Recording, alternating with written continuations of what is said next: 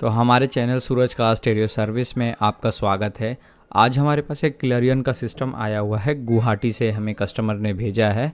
तो काफ़ी दिनों से मैं वीडियोस वगैरह अपलोड नहीं कर पा रहा था, कुछ महीनों से वीडियोस वगैरह अपलोड नहीं कर पा रहा था, जिसका रीज़न था कि मैं काम पर इतना ज़्यादा बिज़ी था और मेरी ग्रैंड मदर भी एक्सपायर कर गई थी, जिसके वजह से मैं थोड़ा ये हो गया था, इसलिए मैं वीडियोस वगैरह अपलोड नहीं कर पा रहा था। बट मैं अब कोशिश करूँगा कि जितना से जितना हो सके मैं वीडियोस अपलोड करूँ। तो आइए इस सिस्टम को हम खोलते हैं और दिखाते हैं कि इसमें क्या किया गया है। ये कस्टमर ने पहले किसी मैकेनिक को भेजा था पंजाब में, और वहाँ से इस कंडीशन पे हमारे पास ये सिस्टम रिसीव हुआ है। तो ये आप देख सकते हैं कि बोर्ड का क्या कंडीशन कर रखा है। मैं नाम तो नहीं लूँगा, बट इस तरीके से जो काम करते हैं मैकेनिक, इससे प्रॉब्लम कस्टमर्स को भी आती है और हमें भी आती है। काम करने में हमें बड़ा प्रॉब्लम होता है कि और कहाँ कहाँ पे छेड़ा गया है मदरबोर्ड को। खैर, यहाँ पे आप देखिए कि इसका प्रोसेसर निकाला गया है, 2 रैम भी निकाल लिए गए हैं, इसकी जो फ्लैश आईसी होती है वो भी निकाला गया है, और प्लस में इसकी एक डीसी आईसी होती है सप्लाई के लिए, जो हमारे बक सप्लाई वगैरह बनाते हैं, कोर सप्लाई बनाते हैं, वो भी इसमें से निकाल लिया गया है।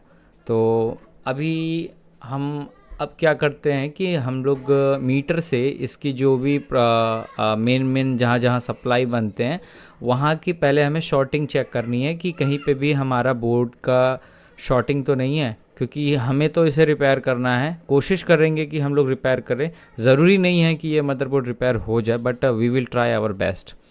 तो यहाँ पर हम लोग ये जब कॉइल पे शॉर्टिंग चेक करते हैं तो हमें कोई शॉर्टिंग फ़िलहाल नहीं मिलता है, सारा शॉर्टिंग क्लियर है।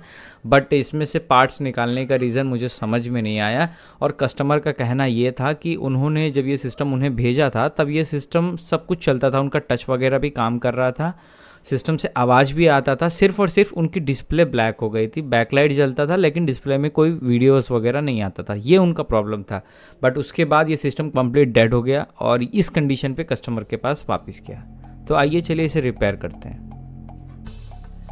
तो यहाँ पर हम लोग सबसे पहला काम जो करेंगे कि इसका जो सप्लाई आईसी है, ये हमारे पास एक डोनर बोर्ड पड़ा हुआ है, तो उसमें से हम इस सप्लाई आईसी को उसमें लगाएंगे और हमें चेक करना है कि सप्लाई आ जाता है कि नहीं। अगर सप्लाई रिकवर हो जाता है तो हम लोग आगे का प्रोसेस करेंगे, लाइक इसका सीपीयू वगैरह जो भी निकला हुआ है वो हमें लगा करके चेक करना है। फिर तो पहले हम इसे चेंज करेंगे, सप्लाई चेक करेंगे, सप्लाई आ जाती है तो उसके बाद का प्रोसेस स्टार्ट करते हैं।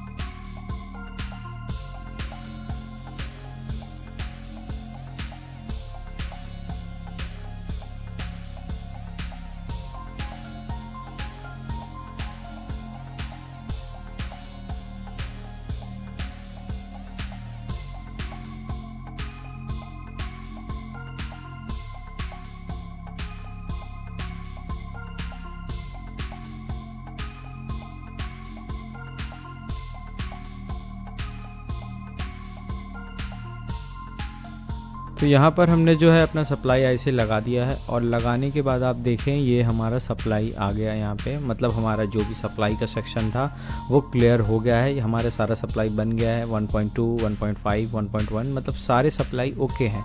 तो अब हम इस मदरबोर्ड को आगे प्रोसेस कर सकते हैं। जो भी इसमें बचा कुचा काम है अब हमें उसके ऊपर जाना है। तो यहाँ का क्लियर हो गया सेक्शन। तो आइए चलिए अब इसके आगे का प्रोसेस मैं आपको दिखाता हूँ, वो कंप्लीट एक बार में क्लियर करके मैं आपको वीडियो दिखाता हूँ।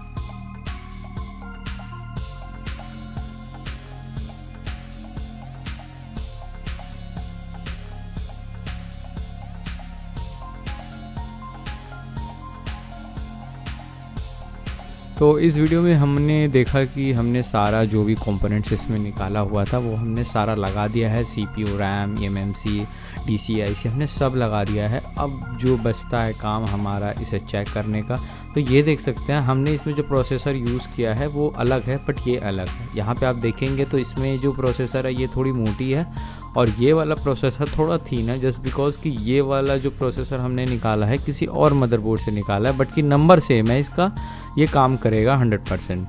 हमने लगाकर ऑलरेडी ट्राई किया है, दूसरे मदरबोर्ड में भी वो चलते हैं, तो इसीलिए मैंने, हमारे पास ये स्टॉक था तो हमने ये लगा दिया इसमें। अब हम इसे सिस्टम में फ़िट करते हैं और फिट करने के बाद चेक करते हैं कि क्या ये सिस्टम हमारा ऑन होता है या नहीं होता है। ये हमें लगाने के बाद ही पता चलेगा। तो आइए चलिए इसे सिस्टम में लगा लेते हैं। लगा करके उसके बाद मैं आपको इसको ऑन करके दिखाता हूँ टोटल। और हमने चेक किया था, तो हमने कस्टमर का पैनल चेक किया तो उनका कस्टमर का पैनल भी ख़राब था, उनका डिस्प्ले ख़राब था।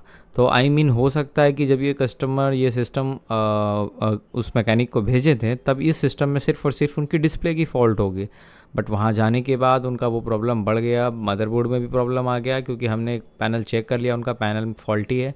तो हमारे पास ये दूसरा सेट पड़ा हुआ है, पैनल पड़ा हुआ है, तो हम उसमें लगा के इसको चेक कर रहे हैं कि बोर्ड हमारा रिपेयर हुआ या नहीं हुआ। ठीक है, तो ये हमने लगा दिया। अब हम इसमें सप्लाई देंगे और चेक करेंगे क्या रिज़ल्ट आता हमारा।